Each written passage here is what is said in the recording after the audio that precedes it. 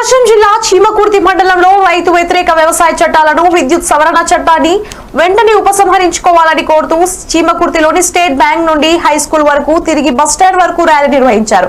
Bus stand సెంటర్లో రాస్తారోకో మానవహారం నిర్వహించారు. ఈ సందర్భంగా సిపిఎం రాష్ట్ర నాయకులు అంజీ మాట్లాడుతూ బీజేపీ ప్రభుత్వం తెచ్చిన నల్ల చట్టాలను వెంటనే ఉపసంహరించుకునే వరకు రైతులకు అండగా ఉంటామని తెలియజేశారు. అనంతరం కార్మిక ప్రజా సంఘాలు కన్వీనర్ పి వెంకయ్య అధ్యక్షతన ఈ కార్యక్రమం జరిగింది. ఈ కార్యక్రమంలో రైతు సంఘం మండల నాయకులు వెంకటేశ్వర్లు, పి వెంకట్రావు, ఆంజనేయులు తదితరులు పాల్గొన్నారు. నా పేరు కంకణాల వెంకటేశ్వర్లు. చీమకుర్తి మండలం వ్యవసాయ కార్మిక సంఘం మండల కార్యదర్శిగా పనిచేస్తున్నాను. కేంద్రంలోని బీజేపీ 3 రైతు వ్యతిరేక చట్టాలను పార్లమెంట్లో అక్రమంగా తేవటం జరిగింది. అప్రజాస్వామికంగా పాస్ చేసుకోవటం కూడా జరిగింది. విద్యుత్ సవరణ చట్టం కూడా చేయటం జరిగింది.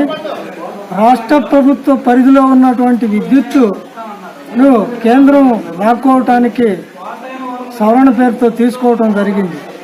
అయితే చీమకుర్తి మండలం, నా పేరు బెజవాడ శ్రీనివాసరావు. నేను చీమకుర్తి మండల రైతు సంఘం అధ్యక్షుడిగా పనిచేస్తున్నాను.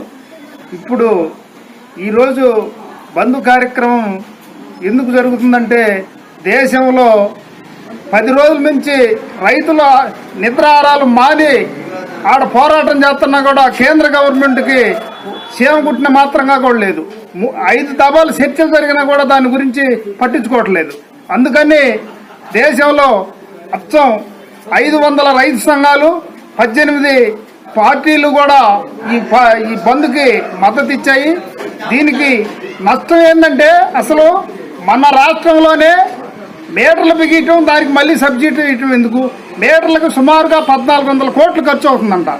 ఆ ఖర్చు పెట్టడం ఎందుకు? మళ్ళీ రైతులకు సబ్సిడీ ఇవ్వటం ఎందుకు?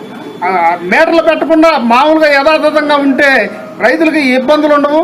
పోతే మన జిల్లాలో కూడా గవర్నమెంట్ మార్కెట్ నుంచి తప్పుకుంటే ఏ విధంగా ఇబ్బంది పడుతుందో ఇప్పుడు సుబాబులో సమస్య చూస్తూ ఉన్నాం. పోతే శనగలు అదే విధంగా ఉన్నాయి.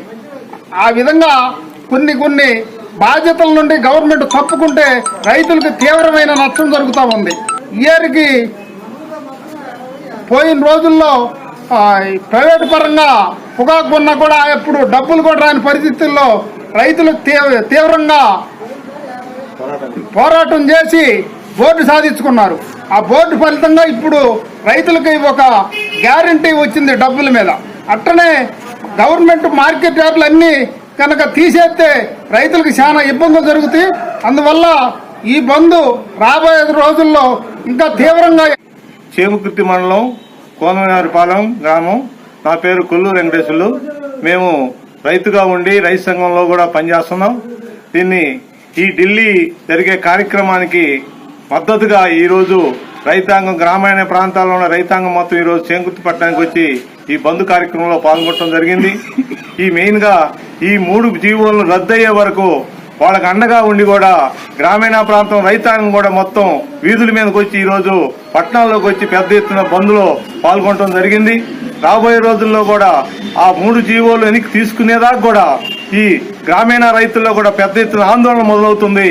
ఈ ఆందోళన రాబోయే రోజుల్లో గ్రామీణ ప్రాంతం రైతాంగం కూడా వీధుల్లోకి వచ్చి, టౌన్లోకి వచ్చి పెద్ద ఎత్తున ఉద్యమం చేసే పరిస్థితుల్లో రైతులు ఉన్నారు.